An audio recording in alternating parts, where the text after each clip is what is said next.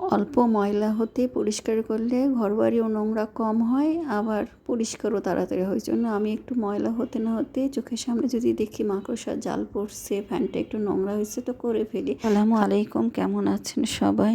যতটুকু করা খালা করে ফেলেই, তো আমি কাজ করে ফেললাম। ফ্যানগুলো ঘরে ঝুলো ঝাড়িয়ে ফেললাম, ফ্যানগুলো মুছে নিলাম।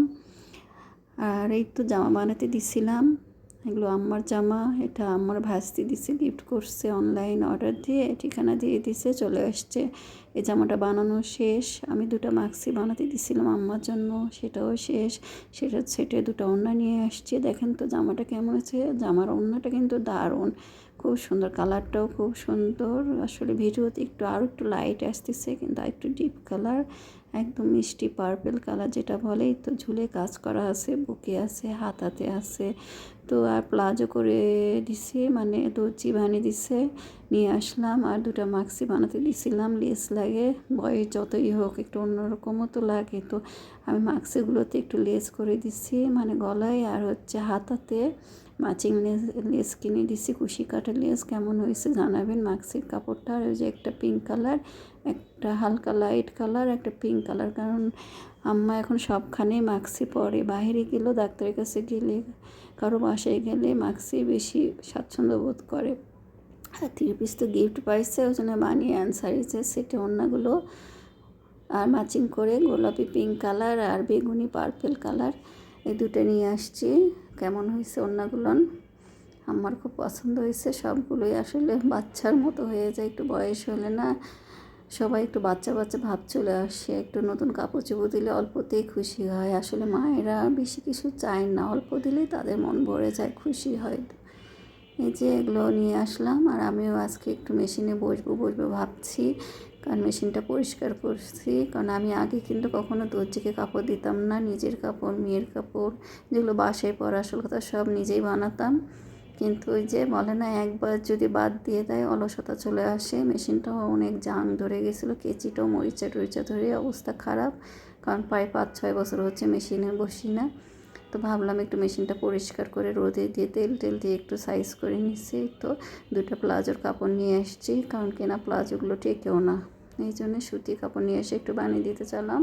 আর এই তো বেসনে দেখেন হলুদের গুঁড়া, মরিচের গুঁড়া, লবণ নিয়ে নিচ্ছি। এটা বেসন গুলবো। আর একটু বেকিং পাউডার, একটু বেকিং সোডা নিলাম, অল্প, বেকিং সোডাটা কম।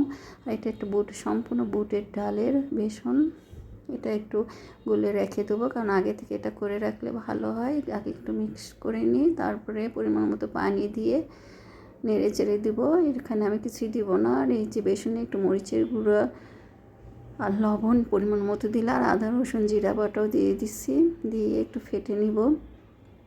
এই ফাটার উপর নির্ভর করবে আপনি মুচমুচে ভাবটা।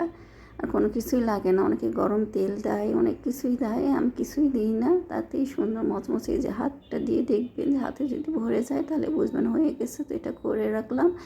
আর তো নতুন পটল নিয়ে আসছে, তো ভালো কিছু একটা করি, কারণ এখন আর মাছের তরকারি ঝোল টোল খেতেও ভালো লাগে না। তো পটলগুলো ভাজি করবো, ডিমের পুর ভরাই। যে পটলটা বড় বড় পটল কিছু চেষে নিছি, মাঝখানে ফালি করে। তো মাঝখানে বুকের অংশটা কেটে নেব, ডিম দিয়ে পুর করব, কারণ এটা গরম ভাত দিয়ে খেতে অনেক মজা। মানে ডিমের পুর ভরা ভাজি করব, এটা করে নিলাম। এটা এখন হলুদের গুঁড়া, মরিচের গুঁড়া, লবণ দিয়ে মেখে রাখবো। আর এদিকে পটলের বুকের অংশটাও একটু ডিম দিয়ে চটকে মেখে রাখবো। আর এটাতে একটু পেঁয়াজ দিলাম, কাঁচামরিচ কুচি করে কেটে দিচ্ছি। আর রোজা রেখে একটু ভাজি ভর্তা হলে একটু খেতে ভালো লাগে। তো ভাবলাম একটু অন্যরকম কিছু করি। আর মাছ ভালো লাগে না, একটু হলুদের গুঁড়া, একটু লবণ, একটু কাঁচামরিচের কুচি, পেঁয়াজ দিয়ে মেখে রাখলাম। আর এই পটলটা একটু লবণ, হলুদ আর মরিচের গুঁড়া দিয়ে মেখে রেখে দিব। এগুলো অবশ্য পরে ভাজবো গরম গরম ইফতারির পর, এই জন্য এটা রেডি করে রেখে দিচ্ছি। আর ওখানে ডিমও দিয়ে দিব। এটা আমার আগে মেখে রাখা হতো, কিন্তু খেয়াল ছিল না, এই জন্য ভাবলাম যেটা মেখে রাখি, যে এটা একটু চটকিয়ে নিই। পটলের বুকের অংশগুলো একটু ভর্তা করে নেবেন, নেওয়ার পর একটা ডিম ভেঙে ফেটে নিব, হাত দিয়ে ফাটাবো। আর এখানে ধনেপাতা দিলেও হয়, যারা ধনেপাতা খেতে পছন্দ করেন একটু ধনেপাতা দিবেন। একটু গরম মশলা গুঁড়ো দিলেও আরও মজা হবে। তো আমি ভাজি দেখাবো। এই তো এটা ফেটে রেখে দিই, তারপরে ইফতারি আয়োজন করি। তো বেসনটা তো আগে ফেটে রাখছি। আর এদিকে আমি করলা দিয়ে আলু দিয়ে, করলা দিয়ে আলু দিয়ে রুই মাছের চচ্চড়ি করছি এই যে। আর আমি তো বলছি কিছু না কিছু মাংস আমি রাখি রান্না করে, কারণ সুবিধা হয়। এটা ওটা একটা দুটো তরকারির সাথে একটু মাংস টাংস থাকলে ভালো হয়। আর এই তো আমার বেগুনি ভাজা শুরু করে দিছি। আর আমি আজকে কল্যাণী না বেগুনি বলবো, করলা দিয়ে বাসন ভাজবো। খেতে কিন্তু দারুণ লাগে। বেশি না, অল্প করে ভাজবেন, দুটো একটা মুখে দিবেন, খেতে কিন্তু একটু অন্যরকম লাগে। এই যে করলা কেটে নিচ্ছি, নিয়ে এটা দিয়ে বেসন দিয়ে ভেজে নেবো। করলাগুলো কিন্তু বেশ তিতো ছিল। তো এটাও ভাজা হয়ে গেছে, দেখেন কেমন ফুলছে, একদম মুচমুচে হয়েছিল। অনেকটাক্ষণ মুচমুচে থাকে, মানে অনেকক্ষণ না, কতক্ষণই বা মুচমুচে করে রাখবেন। এগুলো তো গরম গরম খেতেই তো ভালো লাগে। আসল কথা, চুলা থেকে নামানো আর খাওয়া এটাতেই বেশি মজা। তো এগুলো ভেজে নিচ্ছি। এদিকে ছোলাটাও করে ফেলছি, ছোলাটা আমি আগে রান্না করে রাখি, শুধু পেঁয়াজ কাঁচামরিচ দিয়ে একটু ভেজে নিই। আর এই যে এটা আমি মেলা থেকে কিনছিলাম বাড়িতে, এটা কিন্তু দারুণ লাগে, চিপসের মতো ঝালমরিচ দিয়ে বানানো আছে। এটা পাঁপড়ের মতো, এটা শুধু তেলে দিলে ফুলে ওঠে। এটা একটু ভেজে নিলাম। আজকে খুব একটা ইফতারি আয়োজন করব না, কারণ পুরাতন হয়ে গেছে এগুলো খেয়ে খেয়ে, আর মানুষও কম, আমরা অনেকটা কম মানুষ। এই তো বেগুনি করছি, কল্যাণী করছি, আর এই তো এটা ভাজি করে ফেললাম। আজকের আয়োজন এটা ইফতারি, তো আমরা এখন ইফতারি করে ফেললাম। আর দুধ চাল দিয়ে দিছি, আর চাল ভাতের চাল দিয়ে ফেলবো। আর ডাল ভেজাইছি, ডালের একটু চচ্চড়ি, মানে একবারে টমেটো, পেঁয়াজ, কাঁচামরিচ, রসুন, ধনেপাতা দিয়ে একদম মেখে প্রেসার কুকারে উঠে দেবো। আর এই তো ভাতও উঠে দিচ্ছি, দেখেন চালটা অনেক সুন্দর, এটা বাড়ি থেকে নিয়ে আসা, খুব চিকন চাল আর আঠালো। আর এখানকার চালগুলো তো একদম পালিশ করা, খেতে ভালো লাগে না। কোনো আমার ভাত শক্ত থাকে, কোনো আবার নরম থাকে, বোঝাও যায় না। এদিকে আমার দুটা বলক উঠে গেছে চুলের উপরে। আর এটা এখন ভেজে নিব। ভাত উঠে দিচ্ছি রাইস কুকারে। দেখেন পটলের মধ্যে পুরগুলো ভরে তেলে দিয়ে দিছি, যেভাবে একবারেই দিয়ে দিছে, কারণ এটা তো কিছু ছড়ানোর কিছু না, ডিম তো নষ্ট হয় না। আর ফ্রাই প্যানে দিলে আরও বেশি ভালো হতো। আমার যেহেতু কয়রাতে তেল ছিল, ওর তেলের মধ্যেই দিয়ে দিছি। আস্তে আস্তে হয়ে যায়। আর ডিম তো সিদ্ধ আর কোনো কিছু লাগে না, শুধু পটলটা ভেজে উঠালেই হয়।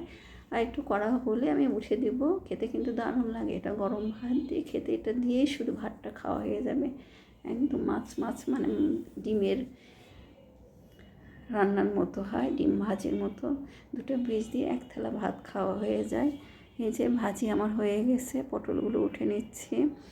আপনারা করে খাবেন, আর একটু যদি পারেন ধনেপাতা দিবেন, তাহলে আর যেটা পছন্দ, একটু অন্যরকম স্বাদ হয়ে যায়। এটা আমার ভাজা হয়ে গেছে, দেখেন এক ফোঁটাও তেল উঠে আসে নাই, আর সুন্দর হয়ে মুচমুচে একটা ভাব হয়েছে। এভাবে যদি খেতে পারতাম গরম ভাত নিয়ে, তাহলে আরও বেশি মজা হতো। এই যে রান্না শেষ আজকের জন্য।